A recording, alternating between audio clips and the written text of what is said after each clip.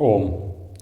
कठोपनिषद में नचिकेता और यम का संवाद चल रहा है और ये कुछ सूत्र बचे हुए हैं जो हम ले रहे हैं। यह आत्मा तत्व परमात्मा सभी भूतों में छिपा हुआ होकर भी दिखाई नहीं देता। सूक्ष्मदर्शी मनुष्य सूक्ष्म बुद्धि के द्वारा उसे अनुभव करते हैं। तो यह है आत्मा और परमात्मा। आत्मा ही परमात्मा है और वो दिखाई नहीं देता। तत्वदर्शी मनुष्य उसका अनुभव करते हैं अपने अंदर। तो वो जो परम पिता परमात्मा का तत्व है ना, वो छुपा हुआ है प्रकृति के पीछे। जो मूल प्रकृति है, जो ब्रह्मा का सूक्ष्म शरीर है, उस सूक्ष्म शरीर ने इस परमात्मा के मूल तत्व को, जो तत्व है, उसको छुपाया हुआ है। और जो तत्वदर्शी मनुष्य हैं, जो उस तत्व का अनुभव कर लेते हैं, तो वह उसको जान लेते हैं। वो जो परम पिता परमात्मा है, उसको वही मनुष्य जानता है जो अपने अंदर उस परम पिता परमात्मा के तत्व का अनुभव करेगा। और अनुभव वही करेगा जो ध्यान साधना करके अपने अंदर प्रज्ञा प्रकट करके उस तत्व की खोज कर लेगा। तो फिर यह तत्व जो परमात्मा का है, वह उसके समक्ष प्रकट हो जाएगा। फिर उसको उस तत्व का अनुभव होगा। वो जो परम पिता परमात्मा का तत्व है, सभी मनुष्य में, पशु पक्षी में और सारी प्रकृति में उसको फिर उस तत्व का ही दर्शन होगा।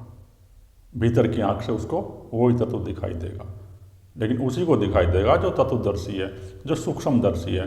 तो सूक्ष्म नेत्रों के द्वारा दिखाई देता है वो जो परम पिता परमात्मा है। वे जो भीतर का सूक्ष्म नेत्र है, जो थर्ड आई की बात हुई है, तो उसी से उसका अनुभव होगा। अंदर वाली आंख से उस परम पिता परमात्मा के तत्व का अनुभव उसी से होता है। वो जो तुम्हारे भीतर की आंख है, जब वो खुलेगी, जब तुम ध्यान साधना करोगे, तब वो तत्व प्रकट हो जाएगा। कोई बड़ी बात नहीं है, बस प्रयास करने की बात है। बुद्धिमान मनुष्य वाणी को वन में विलीन करते हैं। तो जिनके अंदर बुद्धि प्रकट है, प्रज्ञा प्रकट है, जिनके अंदर विवेक प्रकट है, जो संसार को विवेक पूर्वक देखता है, वही बुद्धिमान है। और जो बुद्धिमान मनुष्य है, वह वाणी को मन में विलीन कर देगा। ये जो वाणी है, हम जो बोलते हैं, उसको मन में विलीन कर देगा। मन में विलीन करने का मतलब है कि वो शांत हो जाएगा। जब उसका मन खाली हो गया, मन के विचार खाली हो गए, तो तुम्हारे अंदर एक मौन प्रकट हो जाएगा। नहीं तो तुम्हारे अंदर कोई मौन प्रकट नहीं होगा। तुम्हारे अंदर मौन भी प्रकट जब भी होगा जब तुम्हारे अंदर ये जो भूतकाल और भविष्य काल की कल्पनाएं चल रही हैं निरंतर रात दिन, ये शांत हो जाएंगी। जैसे जैसे धीरे धीरे ये कल्पनाएं तुम्हारी शांत होती चली जाएंगी और तुम बाहर से मौन होते चले जाओगे।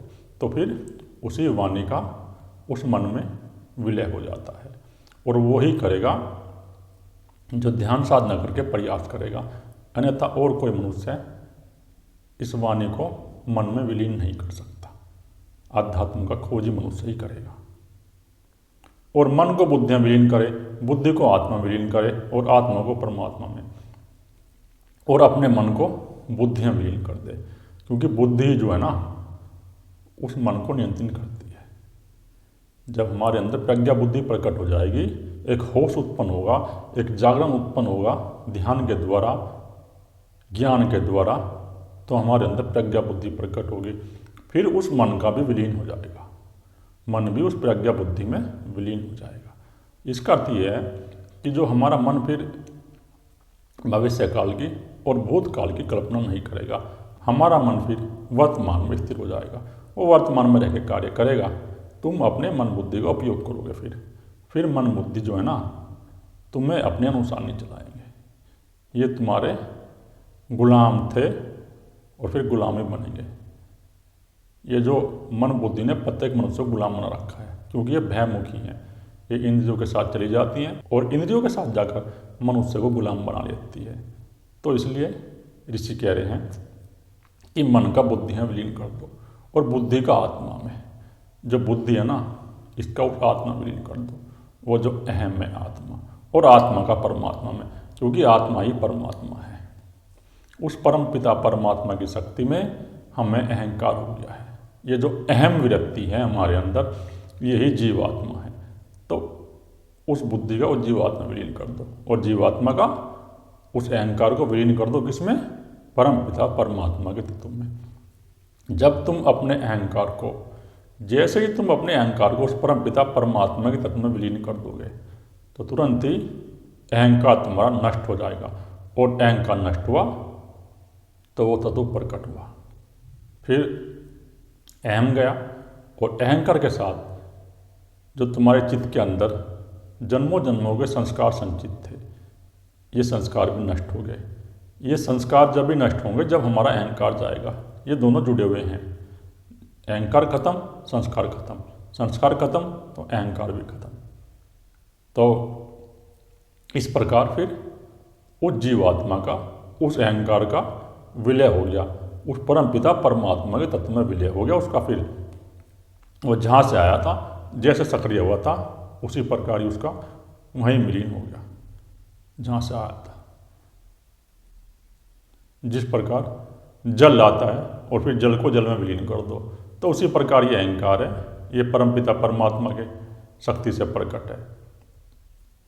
जैसे धूप छाया ना, उसी प्रकार। और शीशे में जो प्रतिबिंब है, तो हम शीशे में अपने आप को देखते हैं और हमें दिखाई देता है कि हम शीशे में हैं। तो इसी प्रकार अहंकार है। अहंकार हमें दिखाई देता है कि हम हैं, लेकिन अहंकार है नहीं, शीशे में कोई नहीं है जिस प्रकार। तो उसी प्रकार ये अहंकार नहीं है, ये भासता है केवल। और ये भासने के कारण नए नए शरीर में प्रकट होता रहता है, ये जो हमारा अहंकार है। उठो जागो, श्रेष्ठ मनुष्य के द्वार उस बोध को प्राप्त करो, क्योंकि ज्ञानी उस मार्ग को तलवार की धार के समान कठिन दुर्गम बताते हैं। तो उठो, जागो और उस बोध को प्राप्त करो। वो बोध प्राप्त करो, वो जो परम पिता परमात्मा का बोध है। और वो जो बोध है वो तुम्हें जब ही होगा जब तुम इस अहंकार को खत्म कर दोगे, ये जो तुम्हारे अंदर अहंकार है। तो ऋषि कह रहे हैं कि उठो, जागो, खड़े हो जाओ, तुम सोए हुए हो। प्रत्येक मनुष्य सोया हुआ है। जो मनुष्य संसार की वस्तु को प्राप्त करने के लिए निरंतर भाग रहा है रात दिन, और जिसके मन के अंदर निरंतर कल्पनाएं चल रही हैं संसार की वस्तु को प्राप्त करने की, काम की और धन की, राग की, द्वेष की, तो वो सोया हुआ है। उसको कोई होश नहीं है। उसको मन बुद्धि ने गुलाम बना लिया है और अहंकार ने गुलाम बना लिया है। अहंकार के कारण तुम मानने लगे हो कि मैं शरीर हूँ और तुम उसके गुलाम बन गए हो। तो इसलिए तुम सोए हुए हो, तुम जागे हुए नहीं हो। तो ऋषि जब भी कह रहे हैं कि उठो, जागो, खड़े हो जाओ, लेकिन तुम जागते ही नहीं। तुमको कोई कितना भी जगा ले, तुम जागोगे नहीं, क्योंकि तुम पूरी तरह सोए हुए हो। एक बार जाग लो और जाग के देख लो क्या हो रहा है। यहाँ प्रकृति में जो कुछ भी है वो 5 तत्वों से बना हुआ है और 5 तत्वों में विलीन हो रहा है। पृथ्वी तत्व हो रहा है जल में विलीन, जल हो रहा है अग्नि में विलीन, और अग्नि हो रही है वायु में विलीन, और वायु हो रहा है आकाश में विलीन। तो इस प्रकार ये प्रकृति की रचना हो रही है।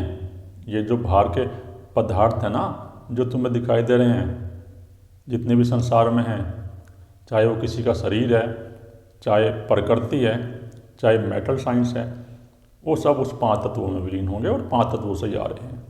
तो इस प्रकार नई ग्रह की रचना होती है और नए ग्रह प्रकट होते रहते हैं इस ब्रह्मांड में।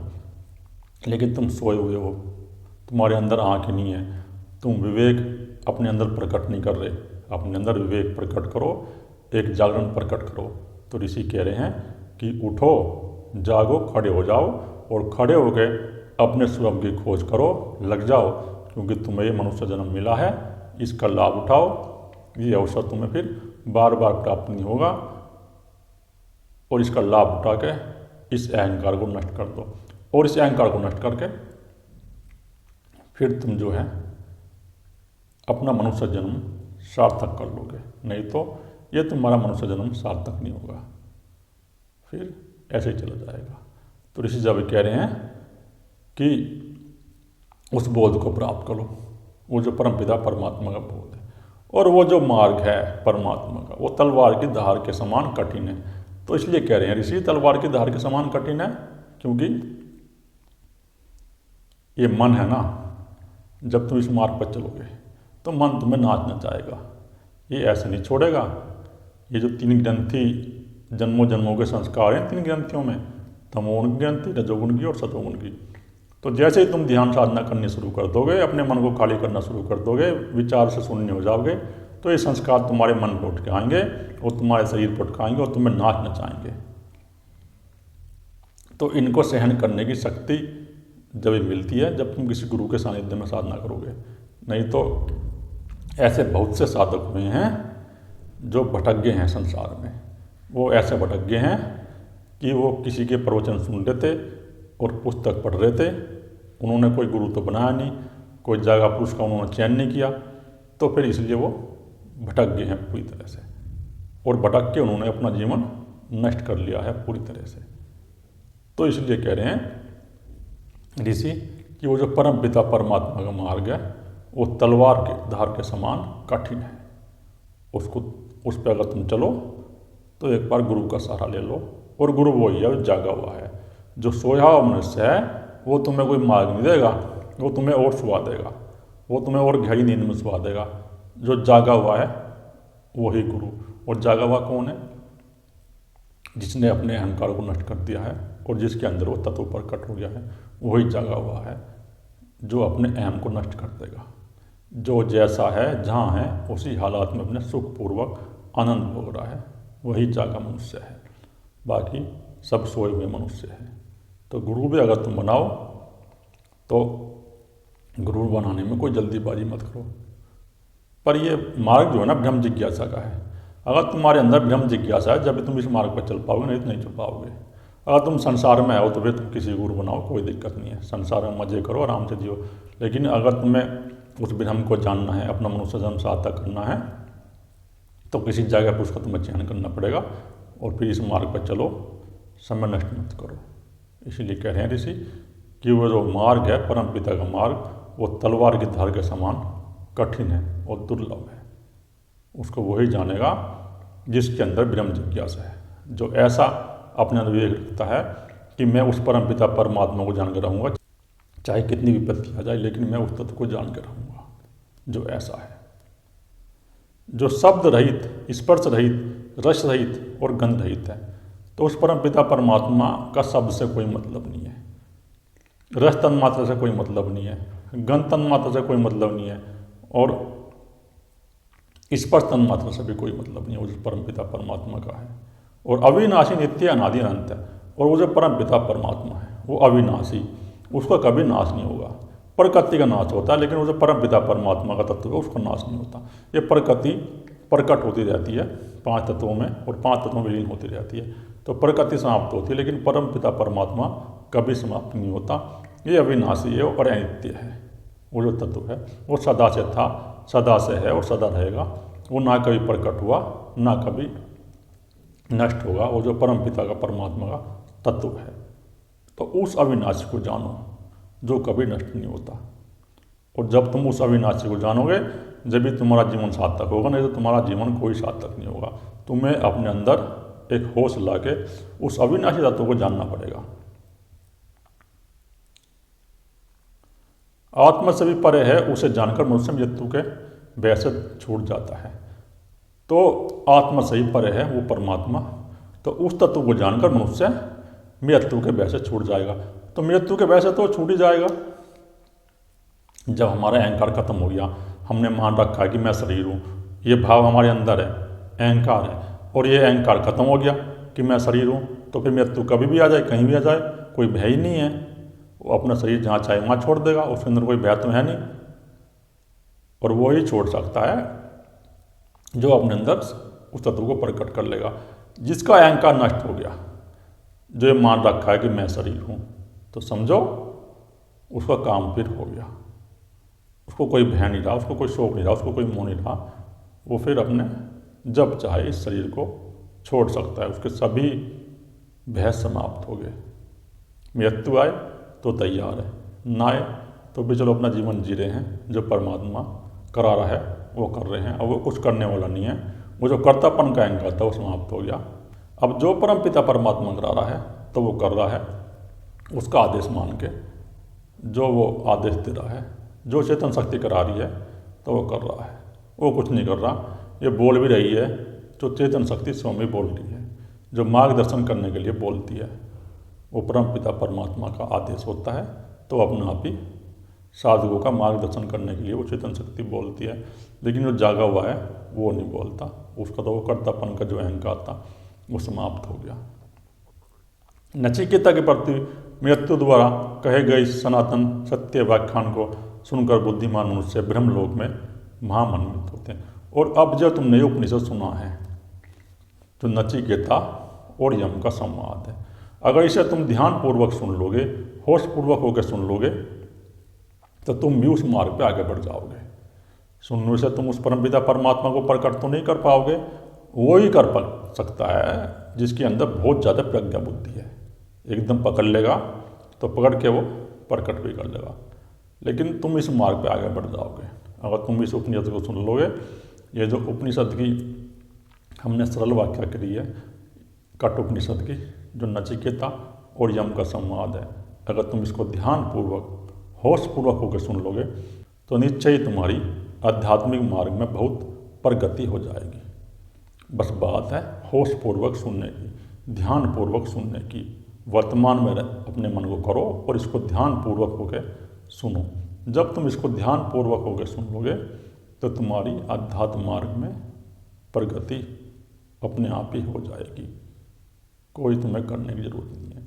जिस प्रकार नचिकेता तीनों गुणों से मुक्त हो गया, और नचिकेता ने उस तत्व को प्रकट कर लिया, उस तत्व को प्रकट करके वो उस ब्रह्म में ही समा गया। उसने अपना मनुष्य जन्म सार्थक कर लिया। उसको आचार्य यम गुरु के रूप में मिले और गुरु के रूप में मिलकर उन्होंने उसको ये उपदेश दिया, तो नचिकेता भी मुक्त हो गया। उसने भी अपने अंदर उस तत्व को प्रकट कर लिया। जो पवित्रता पूर्वक इस परम ज्ञान को ज्ञानियों की सभा में सुनता है, वे अनंत फल के योग्य होता है, परम कल्याण के मार्ग पर आगे बढ़ता है। तो जो पवित्र पूर्वक इस उपनिषद को सुनेगा, ये जो उपनिषद है, पवित्र पूर्वक का मतलब है कि अपने मन को पवित्र करके, अपने मन को खाली करके जो इस उपनिषद को सुन लेगा, ज्ञानियों की सभा में सुन लेगा, जो ज्ञानी मनुष्य हैं, जिनके अंदर वो तत्व प्रकट हो गया, उनकी वाणी के द्वारा जो उपनिषद कहा गया है, अगर तुम होशपूर्वक होकर सुन लोगे, क्योंकि उनकी वाणी में वाइब्रेशन है, क्योंकि वो स्वयं नहीं बोलते, उनके अंदर से वो चेतन शक्ति बोल रही है। और जब तुम उस चेतन शक्ति की आवाज़ में इसको सुन लोगे, होशपूर्वक होकर सुन लोगे, ध्यानपूर्वक होकर सुन लोगे, तो ये जो हमने सरल व्याख्या करी है, अगर इसको तुम होशपूर्वक होकर सुन लोगे, ध्यानपूर्वक होकर सुन लोगे, तो तुम्हारे अंदर भी वो तत्व प्रकट हो जाएगा। अगर तत्व प्रकट नहीं होगा तो तुम भी इस अध्यात्म मार्ग में आगे बढ़ते चले जाओगे। तो कोई बड़ी बात नहीं है, थोड़ा समय लगेगा, 2-4 साल लगेंगे, 5-10 साल लगेंगे, लेकिन अगर तुम लगे रहोगे तो निश्चय ही उस तत्व को प्रकट कर लोगे। अगर तुमने बीच में छोड़ दिया तो तुम उस तत्व को प्रकट नहीं कर पाओगे। तो तुम्हें लगे रहना है, निरंतर उस तत्व की खोज में लगे रहना है, जब भी तुम्हारी निरंतर आध्यात्म मार्ग में प्रगति होगी। अगर तुमने बीच में छोड़ दिया, ये ध्यान बंद कर दिया, ध्यान का अभ्यास तुम्हें बंद नहीं करना बीच में, और अपने मन को वर्तमान में रख के कर्म करना इस जगत में।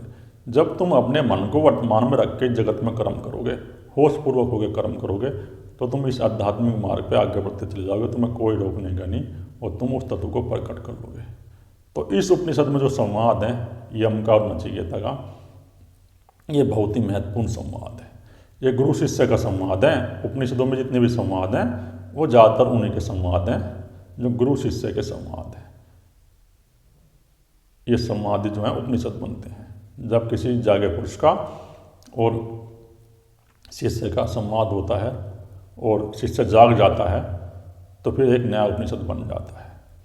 तो ये उपनिषद फिर नए बन जाते हैं जो जागे पुरुषों से संवाद होता है। तो तुम भी जो है ना आध्यात्मिक मार्ग पे आगे बढ़ो और धीरे धीरे ध्यान करना शुरू कर दो। जब तुम ध्यान करना शुरू कर दोगे, अभी 1 घंटे शुरुआत करो, फिर 2 घंटे, फिर 4 घंटे, और तुम भी फिर उस परम ज्ञान को उपलब्ध हो जाओगे। कोई तुम्हें समय नहीं लगेगा, बस बात है जागने की, तो तुम भी जाग जाओगे। ये जो उपनिषदों के वाक्य है ना, उठो जागो और उस परम ज्ञान को प्राप्त हो जाओ।